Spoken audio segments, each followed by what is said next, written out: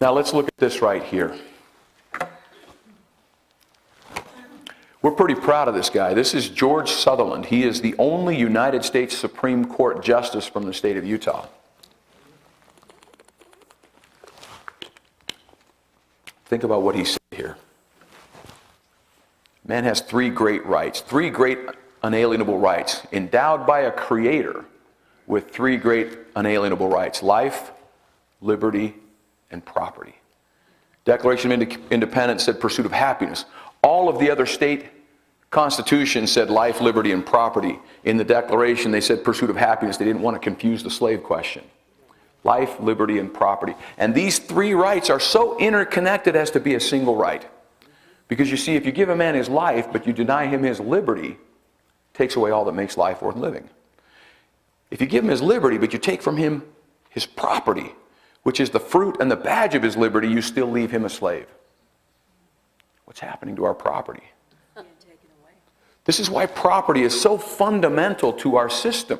It's inherent in our American DNA.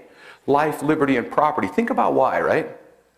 If I control my property, my labor, my sweat, the things that I accumulate, my thoughts, the things that I generate, and I control that, now I have choices.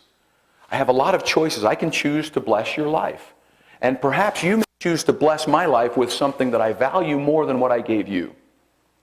See what we just did there? We just created wealth. That's economics 101 right there.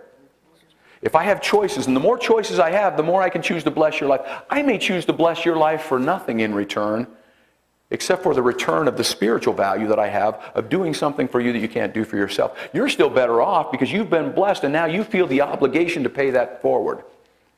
But if I just take from you and give to her, you're no better off. Neither are you. Because there's no sense of that spiritual obligation, that moral obligation to go pay it forward to someone else. Right? That's what our nation was founded upon, property. And with those basic fundamentals of life, liberty, and property, we became the most wealthy, free country the world has ever known. Now think about what it said in the Declaration of Wealth as well.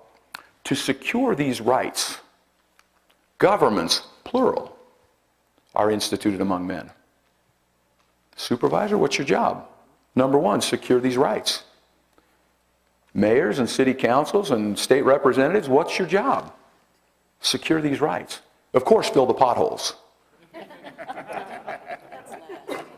But secure these rights.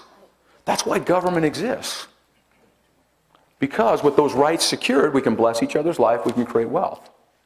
And that's where it starts, right?